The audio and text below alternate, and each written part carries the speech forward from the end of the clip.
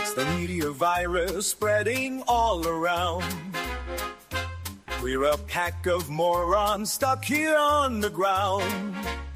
They feed us the lies while we just stand by, drowning in the noise as the truth walks by. It's the media virus taking control.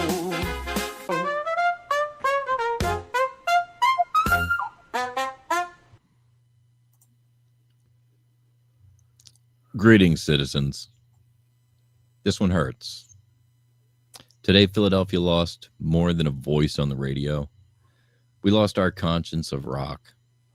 Pierre Robert, the legendary midday DJ of 93.3 WMMR, was found dead in his home this morning. He was 70. No foul play is suspected, just life catching up as it tends to do. Pierre was more than a DJ.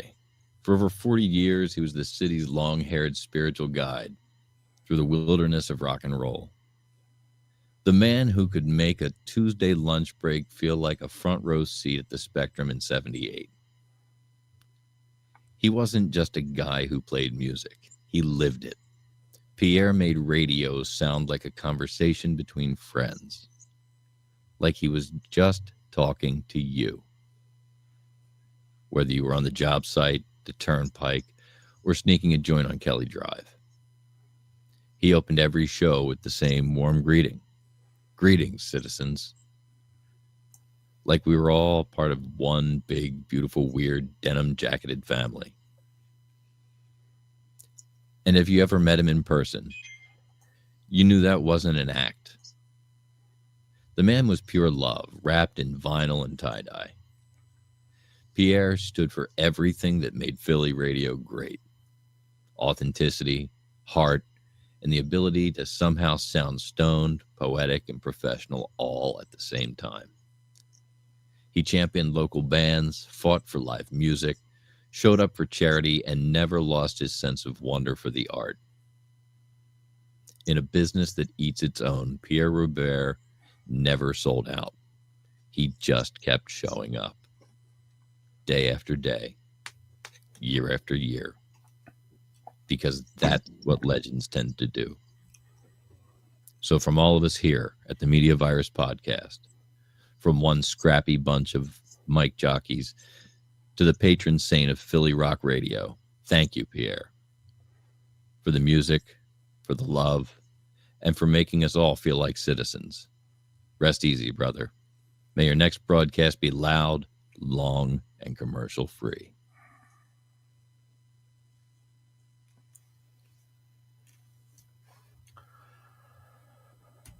That was tough. Yeah. We found that out today. I guess I didn't know it until after A Block. Pete saw it during and was wise enough to keep it under his hat until we could slap together, a fitting tribute. And I know it's like losing a member of the family. I mean, it's like, what am I going to do on Thanksgiving? Cry, probably. No, I'm the same. I'm feeling the same thing as Thanksgiving's going to be a tough one this year, but I'm going to do it. I did Thanksgiving with Pierre every year. Yeah. For Alice's restaurant. Yep. Every year. Going to do it again. Well, we have our own show to do. And so we're going to continue. I'm just going to take a minute and blow my nose.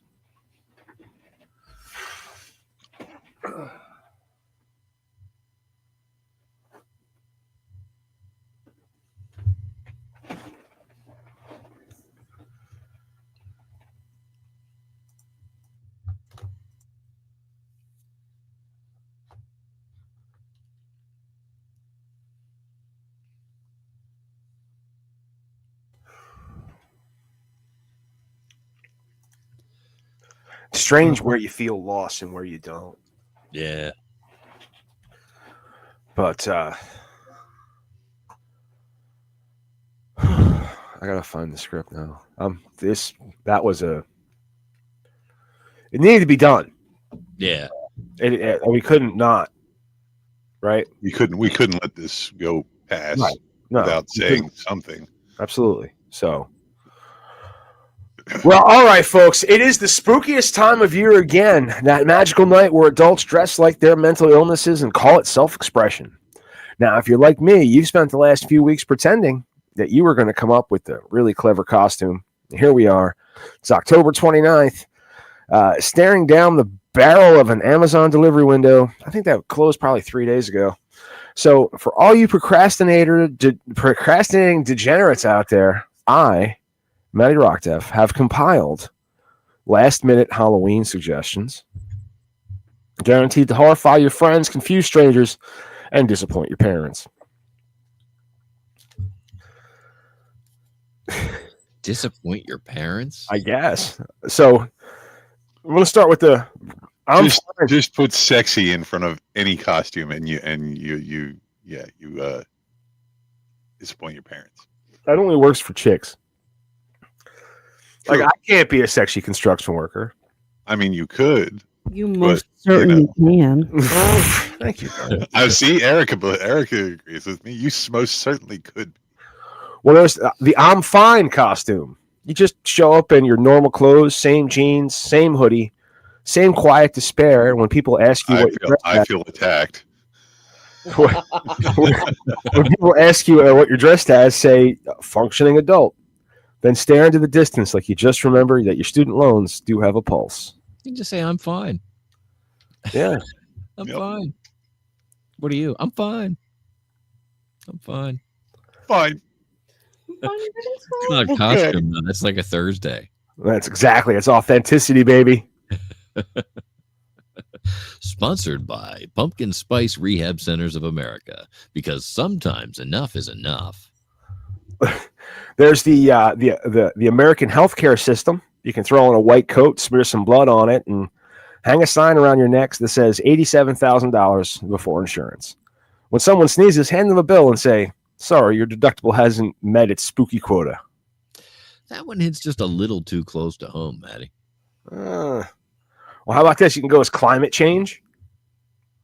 You can wear a Hawaiian shirt, melted popsicle, and a Bluetooth speaker blasting "It's getting hot in here" on a loop. Every 20 minutes, scream, "I'm what your kids will inherit!" and fall over a sandbag.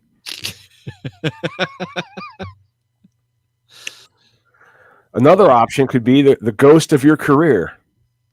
This works for any one of us. Wear your old work uniform, sprinkle cobwebs on yourself, and whisper, "They said we were like family." And disappear mid-conversation and leave an auto reply that says, "Out of office permanently." Hey, let's give a shout out to another sponsor, Spirit of Halloween Real Estate Group. If you don't renew your lease, we will. Oh my God, in Massachusetts, there's a Spirit of Halloween at Christmas Tree Shop. So rude. The world is eating itself. It's like I love how now whenever there's an abandoned or like a vacant business, a business suddenly vacates or whatever, all of a sudden like all the spirit memes come up. Yeah, when Iron Hill Brewery closed on in media, Spirit of Halloween. Funny story. It's like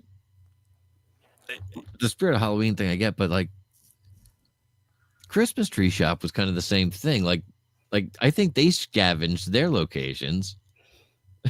Yeah, listen. No, they didn't. No, they were straight up like. There was one up at Village, not Village Painters Crossing, Brandywine Town Center. Yeah, there was one there. It was Halloween time to like start decorating. I was like, oh, let's go to Christmas. Never mind. Like, where else do you buy decorations? I don't know. Well, I mean, Halloween. But like they moved into that space because it was available and cheap. They didn't move into that space purpose built because that's what was in that space. It's like brand new. None of that up there was purpose built. It was all built on spec and nobody moved in. Yeah. Oh, yeah, and still. But Crunch Fitness moved in recently too. Yeah, they're making a pickleball place near that side of where Christmas Tree Shop was. It's coming back. Yeah. Remember how on Naaman's Road there was a pickleball or something ball place, but now it's a big ass Wawa? Yeah. That place moved to that building. Anyways. All right, back to my costume suggestions. The vampire who's tired of immortality. Yeah, forget the cape. Just go with sweatpants, slippers, and 1,000-yard stare. Tell everyone you don't suck blood anymore. You just doom scroll. So regular vampire, but on Zoloft. Exactly. Sponsored by Ouija Eats. Food so good it'll raise the dead.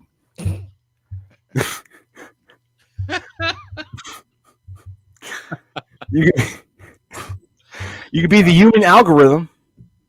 You could dress half zombie, half influencer, and every time someone speaks to you, just glitch and say, "Be your authentic self," and hand them a random product and whisper, "This one's sponsored." I guess. I mean, and finally, my last Halloween suggestion is a limited edition. It's Hope. You could dress in something bright and shiny, maybe a candle or a star. Then halfway through the party, just blow yourself out and say, I peaked in the first act. So there you have it. Costumes for the emotionally unstable, the financially ruined, and the spiritually depleted. In other words, our people. And remember, Halloween isn't about being scary anymore. It's about pretending everything's fine while the fog machine slowly fills your house with carcinogens. Matty, are you okay? Nope, but my costume says I am. What a politically charged segment there. Politically charged? Well, all of your costumes were very from the news. Yeah, I guess they were. Thank you. You're welcome. Yeah. Well, this is what had happened is it started down a track where I went I've done this a couple Halloweens where I will go, there's always a list of the most, the Halloween costumes you shouldn't wear, the most offensive things you can wear. Oh, and then I try to turn that into, these are my last minute costume suggestions. So we're not wearing geisha costumes anymore. We're not wearing the Pocahontas costume. We're not wearing, what else? Why can't we pay homage to geishas or Pocahontas anymore? You can't be dots or feathers. So sorry. Rules. What about I always think it's weird to be a nun. That always freaks me out when people, I'm not even religious, but I do just feel like that's kind of rude now. I did that one year. You were a nun? Uh-huh. Ew. I was Slash one year. Is that cultural appropriation? I used trash bags to make my hat. Oh, goodness. Pete, what's the most offensive thing you've ever been for Halloween? The most offensive thing? Yeah. I can't say I've ever been anything offensive. I Maybe mean, accident. I have a friar costume, but not even by accident. like a monk costume. Not even when you were young That's religious. and your parents didn't know any better. Huh? Did I ever tell you the story of my mom my mom took a trip to Mexico? Oh. One summer, and she came home with a sombrero. Oh, you did tell that story. She came home with this poncho, this blanket, and a drug rug. Yeah, but not a sealed one. Like you just put it over you, and it hung on both sides. Yeah. And then, so for Halloween that year, she took a wine cork and she burned it and blew it out and let it cool. She didn't burn my face with a wine cork. And then she drew a big fucking mustache on my 11-year-old face. Wow. and sent me out as a Mexican. Now, thank God, I lived in a pretty homogenized neighborhood. I'm sorry, just homogenized mean like white? Complete lack of diversity is what it means. Oh, like okay. Like if it was all Latino, that's homogenized, right? So I didn't get my ass kicked, but if there was one Hispanic family, I probably would have gotten my ass kicked. Probably. It was back in the 80s too. It was a different time. Yeah. Shit. I can't. When I was a kid, I used to have a speech impediment, and then one year I went as a pirate, and I went up to the neighbors, and he goes, "Oh," he's like, "What are you?" I was like, "I'm a pirate," and he goes, "Well, where are your buccaneers?" And I said, "They're under my bucket hat."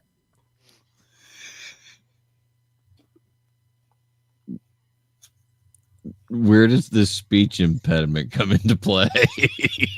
Yeah. Bucking. Oh. Bucking hat. That you weren't just a smart ass kid? Ears. Where are your buccaneers under my bucking hat? It's a joke I just grabbed and tried to twist it into my own story. Yeah. I do that to Eric all the fucking time. You just don't need the speech. She has no idea how many like actual uncles I have. You know what I mean? Because I tell lots of stories. I know my uncle. Which one? Right. Yeah, the one on my mom's side. Okay. I have many uncles. I've only ever encountered one, and that is my mother's What brother. are we supposed to be talking about? Well, now Halloween costumes. Well, I finished. Didn't I finish that? I think I've had 3 Halloween costumes my entire life. Really? Hang on. There's a picture of me with a Barbie mask, like the old school, like creepy, disgusting masks. Mm-hmm. There's like the rubber band or plastic mold mask. Yes. I was Yoda, Lamb Chop, and there was another one. I have like probably about 10 to 12 different Halloween eligible costumes in this room I'm in right now, and then there's more elsewhere. A true story.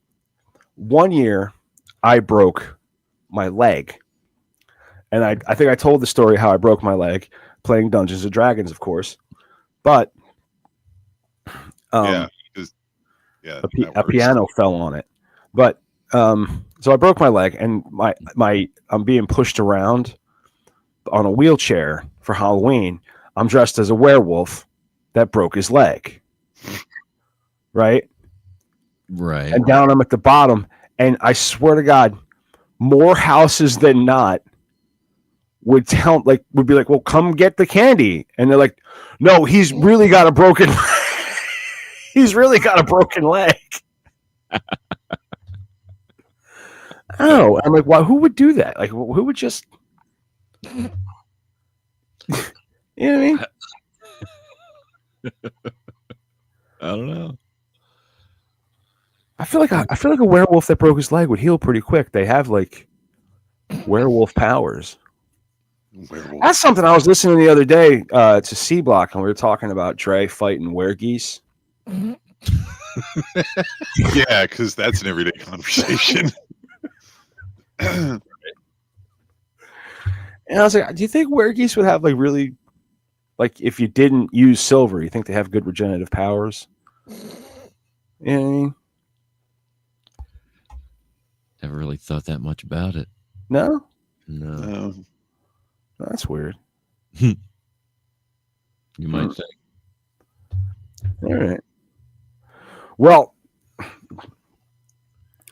the thing that Ricky asked about, what is it that we're supposed to be talking about? And that is, Mike has just a note here. We're going off script. Okay.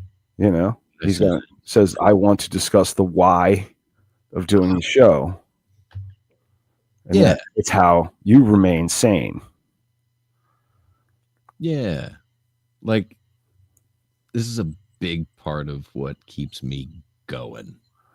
Like, being able to sit down and do the show. It's my creative outlet. It's my place to vent if I want to vent. I have camaraderie here. Thank you. Yeah, I team up with Matt and pick on me, you know. Right, and I look silly making flyers for nothing. That's what. I mean, you know, it's one of those things that we do. It's socializing. We get together, and it's more than just the show. We're interacting with each other. There's a group of friends that in the end of the day, we're a group of friends that support each other in this project that is, just a kind of a creative. It's really a free for all. I don't know if anybody's figured that out, but it's like any idea we come up with, we just decided every Wednesday we're doing something. We're going to figure it the fuck out every week. Yep. And so far, I think we've gotten better every week. I think every week has been a giant leap forward to, we tend to leave the bad ideas eventually. Well, it takes us a while to figure out they're bad, because they're funny to us. Most and honestly, that's really the only thing that has to that only criteria to make it on the show is does it make us giggle, and if it does, that's the test. That's the test, right? And one of the reasons that we do A block in such a tight format is because we want to try and be tight and have a tight format, But one of the reasons that C block is so loose and free form is because we want to be loose and free form because we're good at it. So and B block is just a question. Yeah. What the fuck are we going to put between A block and C block? Sometimes we find interesting people to bring on. Sometimes we don't. Sometimes we come up with stupid Halloween costume idea bits. Philosophical questions about the show. Right? Sometimes we get into deep personal trauma. Sometimes you guys catfish me into not knowing that B block started. Sometimes we catfished Erica into not knowing that B block started. Those are my favorite. I tell you what, dude. Last week, I was telling Erica, how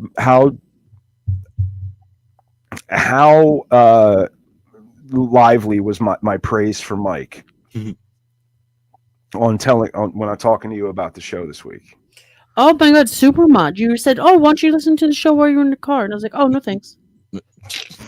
No, but I was telling you how he did a good job splitting. Yeah, editing it. A block and B block. That it didn't even sound like it was two separate things. Yeah, and it was almost perfectly evenly timed. And I'm like, part of that's the prep show, but a lot of that's just him knowing where to press the delete button at the right time. Good job. I'm just kidding. I also know what Spotify does to my file when they get it, so I know what leaders to leave on it and take off of it. I put a fair amount of processing into the audio product as well. But last week was a very good show from start to finish. After going back and listening to it, I tell you what, I had a different opinion. I've left this chair thinking that we did a great show. Went back listening, and it was trash. I fucking hated it. And I've left this chair thinking it was all right. Went back and listened, and I was like, wow, this was really fucking good. Yep. Like I really enjoy listening to this. So sitting in this chair in the moment, it's very difficult to determine how the show went. You can only deal with how you feel about it. Now, we could use another metric, which would be how many people watch it and what other people say about it. We're not there yet. Well, the other thing is that we're not there yet because that is not the most important thing about this to us. No. The important thing is we're satisfied with the product we're putting out. Yes. And what we did to get there. Right. Yeah, we're really not doing it for the people. We're doing it for ourselves. Right. You know, so that's just lucky enough to come along for the ride. Right. Yeah. I mean, if you see it that way. But you know, we were joking last night about, you know, how much work we put into being lazy. Yeah. And it's just because, you know, we have all of these beautifully, you know, there's these AI models that'll just kind of I mean, even help us to craft the show. It started before that when I built a link list, and we had this automated system that generated a list of links that we were going to use for the show. Right. And then, you know, getting pissed off that we're just trying to read off the websites. That's all we want to do is read the copy on the website, and they would just fucking shove ads up our asses and play videos we didn't want and do all this shit. And it's like, all right, we need to eliminate this. We tried writing on our own. Well, I just started copying and pasting. At first, I just started copying and pasting the articles in and kind of trimming them up so that we could just kind of go through them. And you know, but that was not long lived. That was maybe one show, and then I discovered that I could put this together with AI. That I could tell AI, I could feed it some of the show. Yeah. So it knows the tone, and, you know, and put the stories in, and then we don't just take that copy and run with it. We do sometimes because we're not getting paid for this. So this is all a volunteer organization. You know, the ebb and flow of the week runs differently.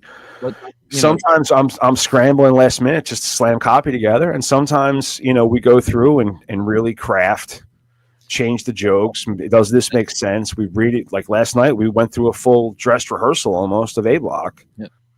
And not to give too much of the formula away, but we're not just relying on a single AI. We'll go to one AI to do.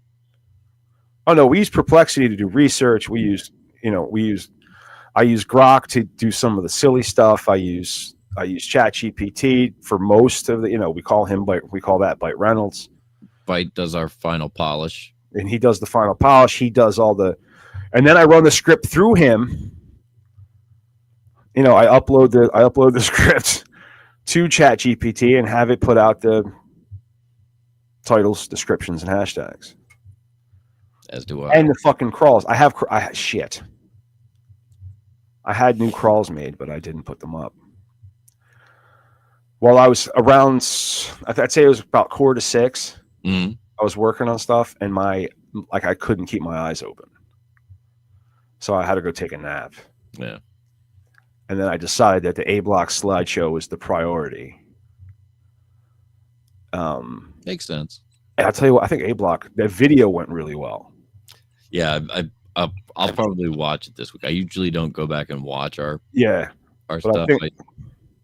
I'll listen, but I'll probably watch it because I'd like to get that perspective, because I'm looking at a different screen while I'm reading. No, yeah, that's the thing. You know, now I have 3 screens. And, what's that? I said, how you like that? I've been doing 3 screens for a while. I don't mind it, but it's you know, controlling the mouse is trying to figure out where you are sometimes. It's kind of tough. But you know,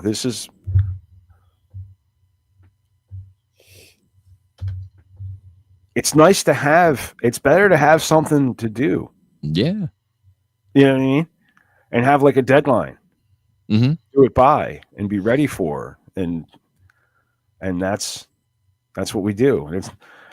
We like to make fun of shit and talk about stupid stuff. Yep.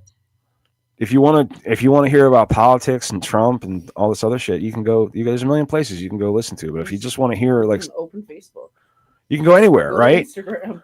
That's why we don't talk about that shit, because you can get anywhere. I don't want to be another voice in that void. I want to talk about Florida Man. You know what I mean? I want to talk about elephants squishing pumpkins, man. You know what I mean? That's what I want to talk about. So it's dumb, but I also want to talk about the end of the world and AI. Yeah. And this fucking unknown object that is hurling through space at an unnatural trajectory at us. Yep. You know what I mean?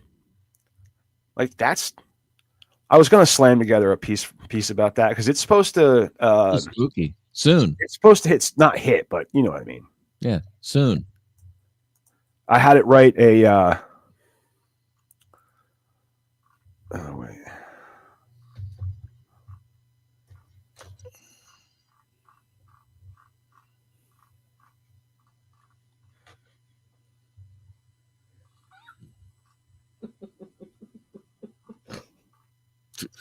Oh, really? A snort?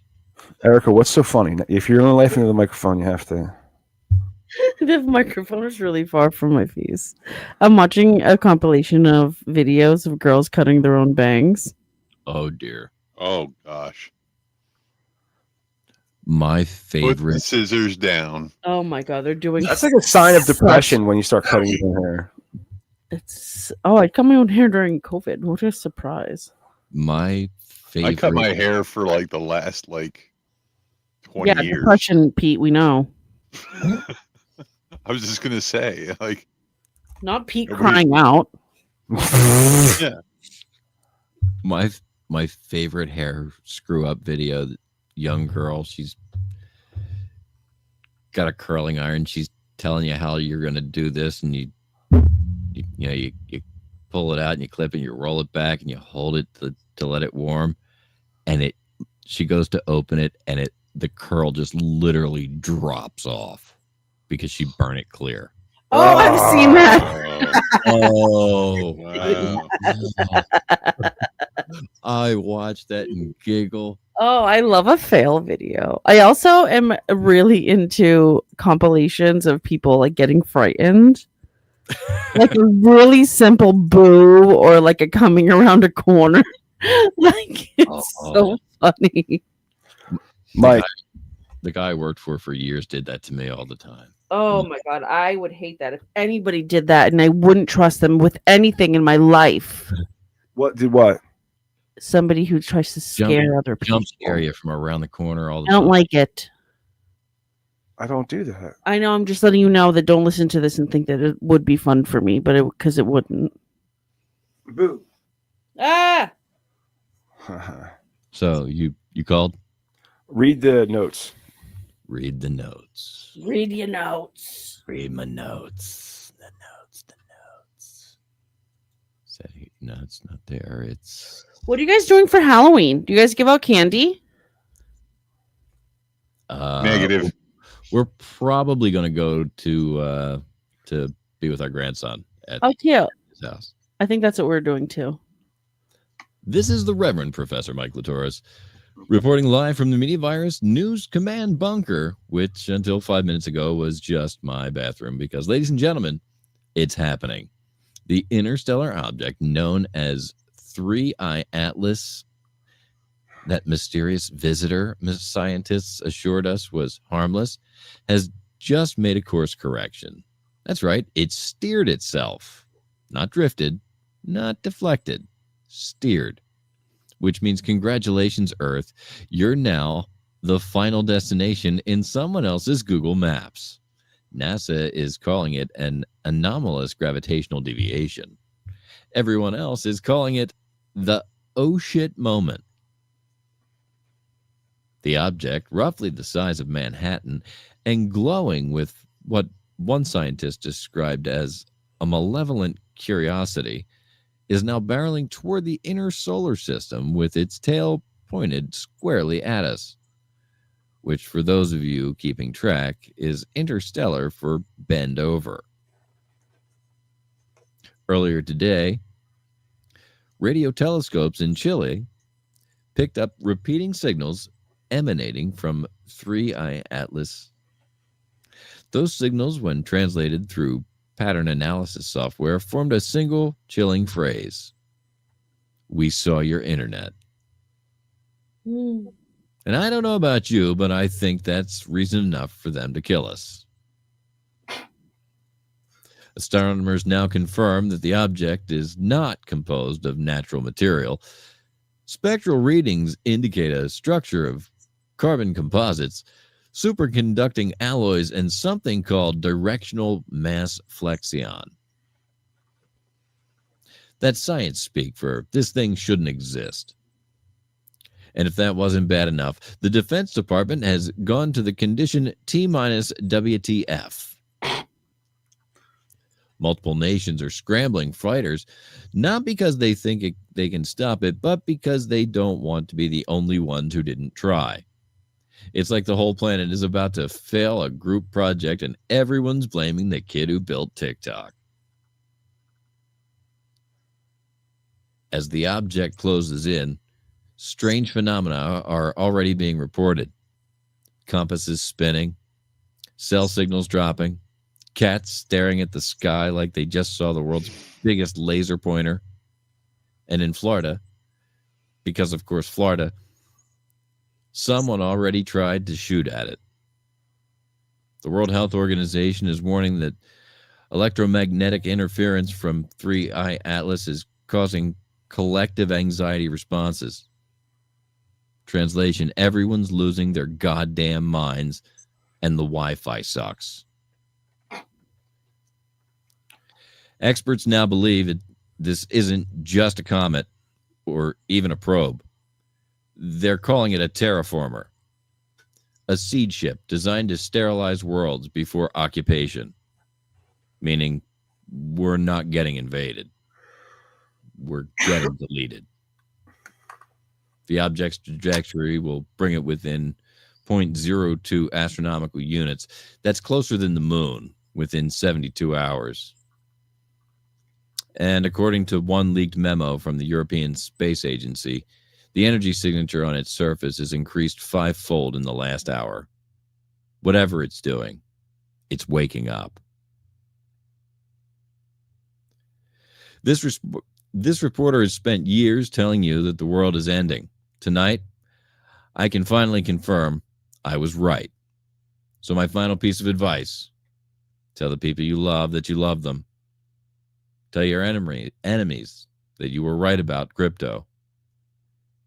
And if you're listening to this on AM radio, congratulations.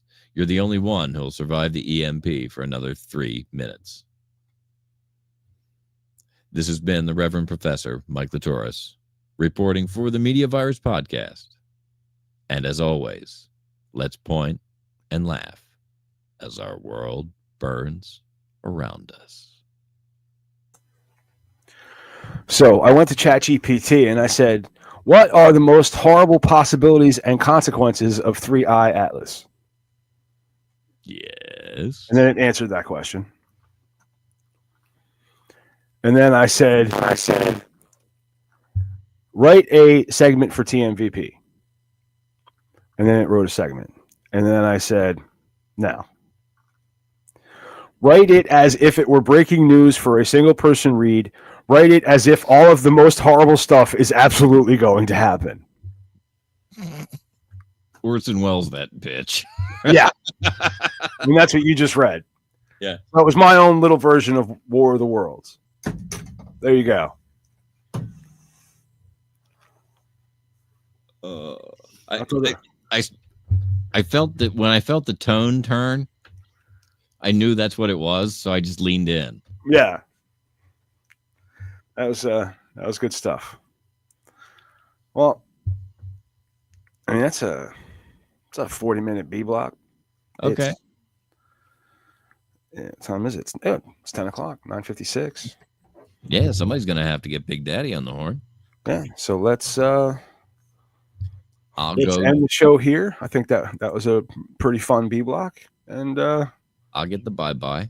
All right, because it's right there. This episode of the Media Virus Podcast is brought to you by 302-46 Voice. That's 302-46 Voice. If you want my voice on your project, dial 302-46 Voice today. Don't forget to check out our sister show on the Media Virus Podcast Network, Stepmoms Without Children.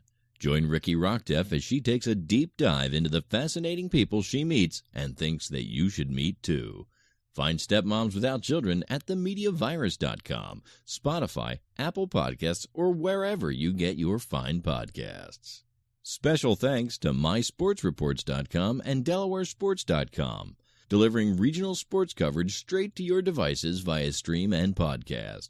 Learn more at mysportsreports.com and delawaresports.com. If you wish to sponsor the Media Virus podcast, email your contact information to pml@themediavirus.com with the subject line sponsor, or leave us a message at 646-VIRUS01. On behalf of the infection team and our feckless leader, Matty Rockdef, I'm the Reverend Professor Mike Litoris, coming from to you live high atop Uncle Butch Studios, with one hand firmly on the pulse and the other clawing for a shred of sanity.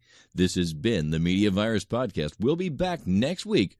Find us at themediavirus.com, on social media, or download us now from your favorite podcast platform.